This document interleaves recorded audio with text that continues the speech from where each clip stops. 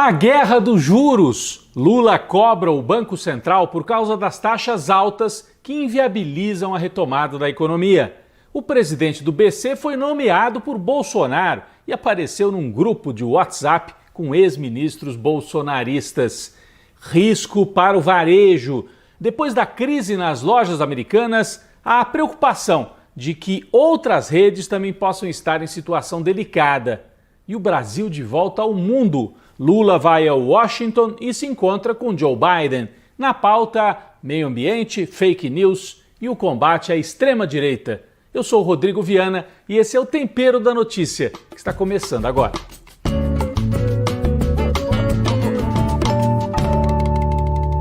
É uma vergonha. Essa foi a frase de Lula. Lula se referia à taxa de juros acima de 13% no Brasil. É a maior taxa de juros no mundo.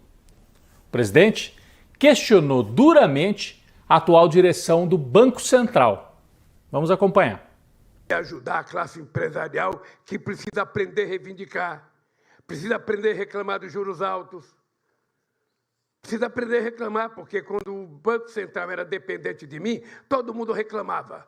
Era o único dia que a Fiesp falava, era quando aumentava os juros. Era o único dia. Era alguns dirigentes sindicais, tinha aqui alguns amigos meus, e a Fiesp, todo dia do cupom, ele falava do juro, todo dia do cupom. Agora eles não falam. Eles não falam. No meu tempo, 10% era muito, hoje 3,5% é pouco. Então é preciso, Josué, que vocês saibam, se a classe empresarial não se manifestar, se as pessoas acharem que vocês estão felizes com 13,5%, sinceramente, eles não vão baixar juro. E nós precisamos ter noção. E não é o Lula que vai brigar, não. Quem tem que brigar é a sociedade brasileira. Não existe nenhuma justificativa para que a taxa de juros esteja, nesse momento, a 13,5%. É só ver a carta do cupom para a gente saber que é uma vergonha esse aumento de juros e a explicação que eles deram para a sociedade brasileira. Não foi a primeira vez que o Lula fez esse questionamento depois de tomar posse. A fala do presidente abriu um debate proibido na imprensa tradicional. Sabem essa história? Não, o Banco Central é independente, não pode mexer com o Banco Central, porque foi aprovada uma lei no governo do Bolsonaro criando essa regra. O Banco Central é independente. Independente do quê? Teoricamente é assim, não, a gestão é técnica, então o presidente que é eleito não pode nomear o presidente do Banco Central, que é ligado ao mercado financeiro. Está lá, Roberto Campos Neto. É uma forma do mercado dominar a política econômica. Quando você vota num governo, escolhe um governo, a área central é a política econômica.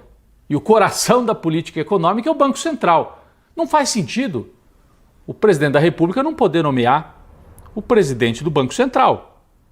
Fora isso, tem todo esse discurso, o Banco Central é independente, mas Roberto Campos Neto foi flagrado num grupo de WhatsApp com bolsonaristas. A gente tem a fotografia aqui, olha. Fotografaram a tela do celular do ex-ministro do Bolsonaro, Ciro Nogueira. Ele estava conversando com vários bolsonaristas. E quem que estava lá no grupo? Aparece o nome?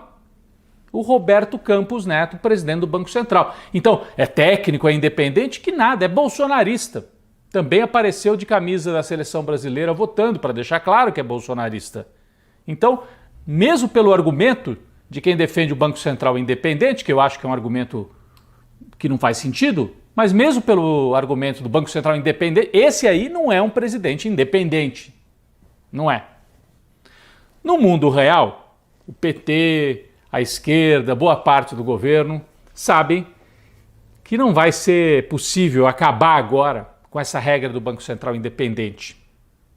Por quê? Porque teria que passar pelo Congresso Nacional e lá a direita tem maioria. O Arthur Lira, que é o presidente da Câmara, já disse, não vamos mexer com essa regra. Para que o Lula, então, está fazendo todo esse debate? Se vai ser praticamente impossível mexer com a regra do Banco Central independente e ele vai ter que aturar isso durante mais algum tempo. É porque o Lula, fazendo esse debate, pressiona o Banco Central e tenta arrancar do atual presidente mesmo um compromisso de que ele vai baixar os juros. Como é que isso poderia ser feito? A teoria é de que precisa subir os juros porque a inflação está fora da meta. O Brasil estabelece metas de inflação ano a ano. Acontece que o Brasil tem hoje uma meta muito baixa. A meta no Brasil é de 3,25% de inflação. É a meta tolerada. Se passa disso, o Banco Central diz: está fora da meta, precisamos subir os juros para frear a economia e colocar a inflação na meta. Não faz sentido, sabe por quê? Europa, Estados Unidos estão com inflação acima de 5%, 6%. Por que o Brasil tem que ter uma meta de 3,25%? Porque aí justifica, né? Juros altos. E com juros altos, quem é que ganha? Quem tem dinheiro aplicado. Tem grandes empresários que estão preferindo deixar o dinheiro no banco do que investir na sua empresa, investir na produção, com 13% ao mês de taxa básica, porque essa é a taxa básica do Banco Central. Mas na economia, nos bancos, no dia a dia, a taxa é muito maior. Fique você devendo no cartão de crédito para ver quanto é que é por mês. É muito mais do que isso por mês. Esse é o debate que está acontecendo, é a tentativa do Lula de forçar o Conselho Monetário Nacional a mudar a meta de inflação, subir um pouco a meta. E com isso, a taxa de juro poderia cair. Mesmo que ele não consiga trocar o presidente do Banco Central. Essa é a tática do Lula. Ele força o debate, é criticado na imprensa, mas está na conta para ver se os juros baixam, porque só com juros baixos é que o Brasil vai conseguir retomar o desenvolvimento e a economia. Lula fez esse debate durante a semana e na quinta-feira pegou um avião e partiu para os Estados Unidos para se encontrar com o Joe Biden. Desembarcou na quinta noite, a gente tem as imagens da chegada de Lula e Janja lá na base aérea próxima a Washington, a capital dos Estados Unidos. Né? Aqui a chegada deles. Lula foi direto para uma residência oficial do governo dos Estados Unidos, onde os convidados são recebidos. A Blair House fica ali bem ao lado da Casa Branca. E na sexta-feira, várias reuniões. Primeiro com lideranças progressistas dos Estados Unidos. Bernie Sanders, que é importante liderança, chegou a concorrer na prévia para ser candidato a presidente, acabou perdendo para o Biden, mas é a liderança mais à esquerda, mais importante nos Estados Unidos. E outras lideranças também, o pessoal de movimento sindical, centrais sindicais lá dos Estados Unidos, todo mundo quer conversar com o Lula, porque ele é um símbolo da resistência no mundo progressista, do mundo do trabalho, não só no Brasil e não só na América Latina, mas também nos Estados Unidos. Depois, o encontro mais esperado com o presidente dos Estados Unidos, Joe Biden. Na pauta, a questão do meio ambiente. Estados Unidos devem ingressar no Fundo Amazônia, né, esse fundo em que os países desenvolvidos colocam dinheiro para que o Brasil preserve a Amazônia. Os europeus já colocaram, agora falta os Estados Unidos. E também na pauta, como combater as fake news, como criar algum tipo de regulação para as big techs, para as grandes plataformas, que são em geral lá dos Estados Unidos. Então tem que ter uma parceria para fazer isso. E o Brasil foi muito afetado nas eleições pela falta de regulação, porque eles atuam no Brasil, mas a sede das empresas é lá na Califórnia, nos Estados Unidos. E também um outro tema, como combater a extrema-direita nos Estados Unidos, o trumpismo. E aqui no Brasil, o bolsonarismo, e os dois são muito conectados, tanto que o Bolsonaro continua nos Estados Unidos, chegou a dizer que ia organizar manifestações contra o Lula com o pessoal da extrema-direita lá nos Estados Unidos. O mais importante é a gente observar que com essa viagem, com esse encontro, o Brasil reafirma, né, esta volta ao mundo da geopolítica. O Bolsonaro tinha tirado o Brasil do mundo, um isolamento completo. Né? O Brasil tinha virado aí um patinho feio no mundo. E com Lula, o Brasil volta sem alinhamento automático, sem briga com os Estados Unidos, mas podendo negociar também com a China, com a Rússia. Você tem dois grandes blocos no mundo, China e Rússia de um lado, Estados Unidos e Europa do outro. O melhor caminho para o Brasil, ficar equidistante, equilibrado e tentar arrancar concessões de um bloco ou de outro que sejam vantajosas para a economia e para a sociedade brasileira. Equilíbrio, independência é o caminho da política externa do Brasil nesses novos tempos com Lula.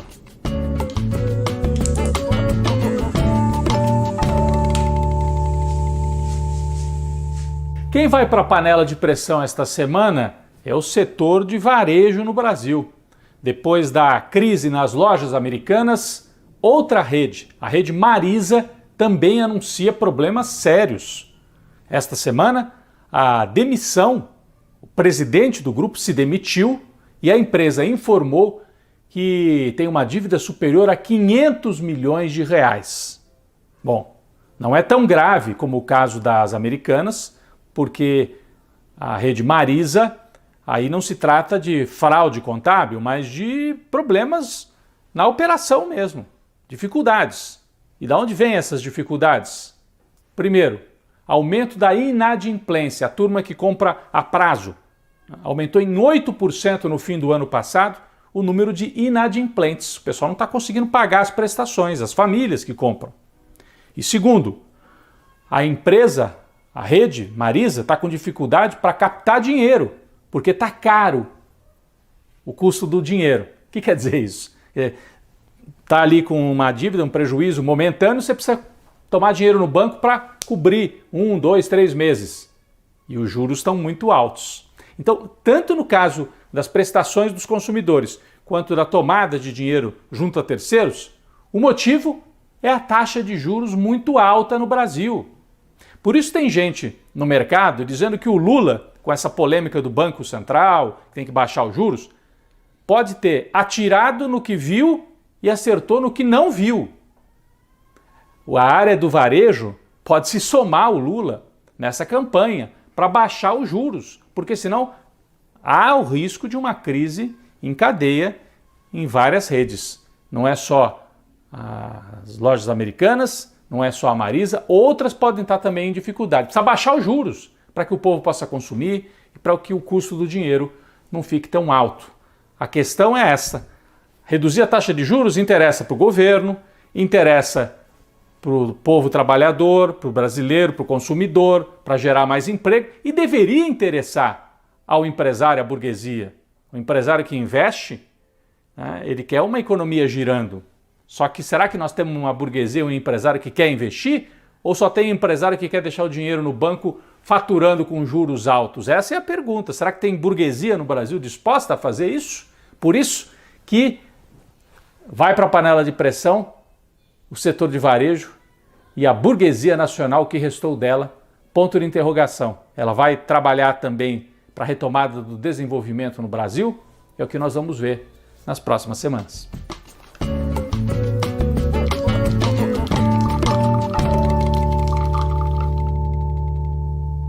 Nosso cafezinho essa semana vai para os funcionários, para as equipes de fiscalização do IBAMA, que retomaram fortemente a fiscalização, principalmente nas terras indígenas na Amazônia. O IBAMA é o órgão federal responsável por isso, por fazer a fiscalização, e tinha sido desmontado durante o governo Bolsonaro. Esta semana nós vimos as imagens das equipes em ação, apreendendo equipamentos, prendendo garimpeiros, inclusive nos barcos, né? Interceptaram barcos de garimpeiros que estavam em atividade ilegal. Alguns foram presos. Parou todo mundo! Retorna agora!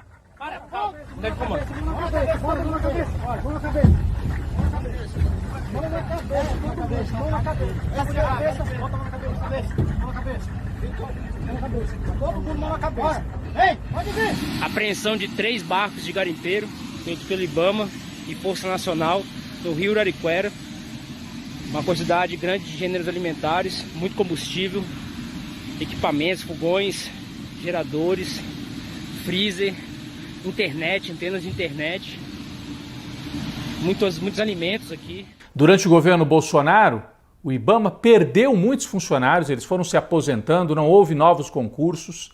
Era a teoria do Paulo Guedes de que tem que colocar uma granada no bolso do funcionalismo público, e tem tantas áreas que são prioritárias, super importantes e que foram abandonadas. Além do IBAMA, a FUNAI e tantas outras, principalmente nesta questão ambiental que o Bolsonaro, de forma proposital, deixou de lado, desmontou.